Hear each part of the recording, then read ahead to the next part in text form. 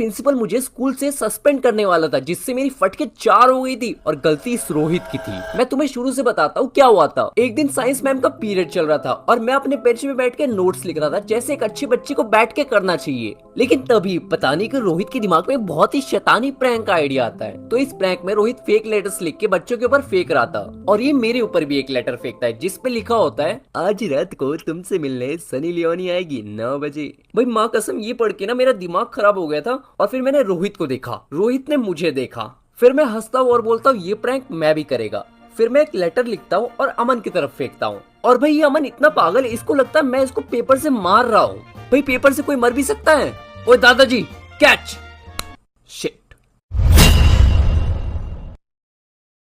हाँ तो कहाँ पे था मैं। ये अमन को लगता है मैं इसको मार रहा हूँ, तो ये लेटर जाकर के मैम को दे देता है ये बोल के कि मैं इसको मार रहा हूँ। अब मुझे नहीं पता क्यों मैम को इतनी चुल थी, मैम उस पेपर को खोल के पढ़ने लग गई। और उस पेपर में पता है क्या लिखा है, मियाँ खलीफा तेरी क्रश है, तुझसे मिलने आ रही है। अब मैम ने मुझे बुलाया और पूछा ये क्या है। मैंने बोला पेपर। मैम ने बोला नहीं नहीं नहीं नहीं नहीं, इसके अंदर क्या लिखा है। और उस समय मुझे कुछ समझ में नहीं आ रहा था क्या बोलूं, तो मैंने बोला मैम रोहित ने लिखा है। और फिर रोहित खड़ा हो जाता है और मैम को बोलता है कि मैं झूठ बोल रहा हूँ। और मैम अब कंफ्यूज हो जाती है, तो मैं बोलता हूँ मैम आप झूठ बोल रही हो। और मैम बोलती क्या। मैं बोलता हूँ मैम सॉरी। फिर मैम का दिमाग घूम जाता है और वो पूरी क्लास को बोल देती है कि भाई ढूंढो इनमें से कौन था, वरना पूरी क्लास को सस्पेंड कर दूंगी। और अब तुम लोग जानते हो कि बच्चे होते हैं मन के सच्चे, तो सब लोग मेरा नाम लगाते क्योंकि सबको पता था कि मैं ही था वो। और अब मेरी बहुत ज्यादा फट जाती है क्योंकि एक तो मैं सस्पेंड भी होता और दूसरा क्रश के सामने बेइज्जती भी।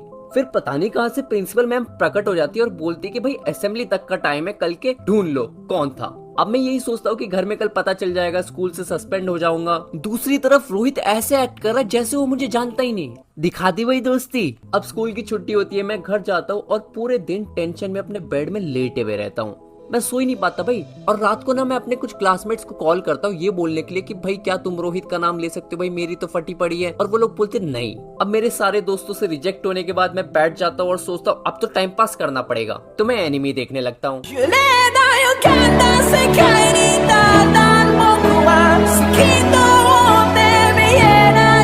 और तुम भी मेरी तरह अगर एनिमे या यूट्यूब देखते हो तो हनीगेन ऐप यूज करो। अरे लेकिन तेरे कहने पे मैं हनीगेन ऐप क्यों यूज करूं? भाई मैं हनीगेन ऐप इसलिए यूज करने को बोल रहा हूँ क्योंकि अगर तू इसको यूज करता है तो तू अनयूज्ड इंटरनेट पे पैसे कमा सकता है। मुझे पता है तुझे समझ में नहीं आया और ऑडियंस को भी समझ में नहीं आया, तो मैं बताता हूँ कैसे। पहला स्टेप हनीगेन पे रजिस्टर करो। Second step download and install करो। थर्ड स्टेप हनीगेन को अपने बैकग्राउंड में छोड़ दो ओपन करके। अब तुम्हें इंटरनेट पे जो चलाना है वो चलाओ और तुम कमाओगे पैसे। अरे भाई इससे तो फिर मैं कार खरीद सकता हूँ। अरे भाई इससे तू कार और घर नहीं खरीद सकता, बस छोटी मोटी कमाई कर सकता है जिससे तू यूट्यूब, नेटफ्लिक्स, स्पॉटिफाई के सब्सक्रिप्शन ले सकता है। और तुझे अगर ज्यादा कमाना है तो अपने दोस्तों को इनवाइट कर, तेरे दोस्तों की 25% इनकम तेरे को मिलेगी इस पे। और भाई अगर तूने 10 लोग ऐड कर दिए ना अपने लिंक से तो तेरे को $25 मुफ्त में मिलेंगे, समझ रहे तू? भाई ये तो बहुत मस्त चीज है ना मस्त डील। अब जाके हनीगेन यूज कर और अगर तू मेरा कोड यूज करता है डेस्क शो एक्स हनीगेन तो तुझे मिलेगा $3 स्टार्ट करती। तो अभी कभी जा रहे।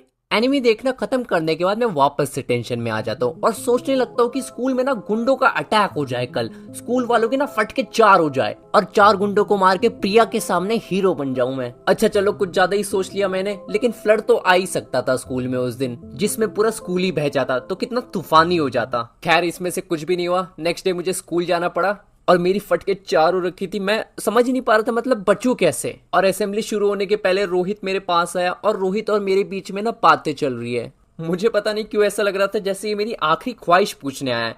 तो मैंने पूछ लिया कि भाई तूने तेरे लेटर्स का क्या किया। तो रोहित बोलता है कि उसने वो घर जाके फेंक दिए।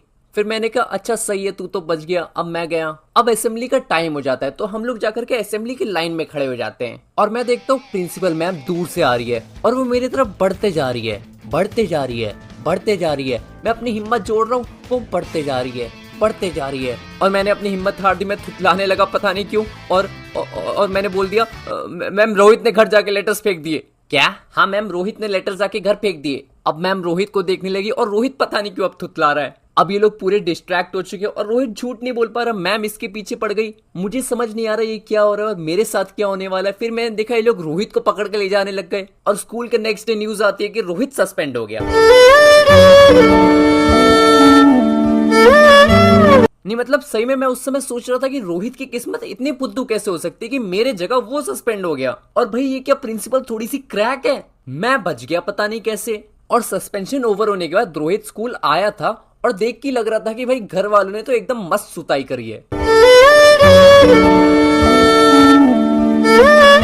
अब तूने दिखा दी दोस्ती। काफी अमेजिंग दिन था वो स्कूल का। नहीं मतलब यार आज तक मेरा दिमाग प्रोसेस नहीं कर पाया। और तुम्हारे साथ भी ऐसा कुछ हुआ होगा यार, ऐसा ऐसा चीजें करते रहते हैं हम स्कूल वाले। तो तुम मुझे कमेंट सेक्शन में बताओ। और मैम क्रैक लगी और रोहित के बारे में तुम क्या सोचते हो मुझे कमेंट में बताओ। चैनल को सब्सक्राइब करो।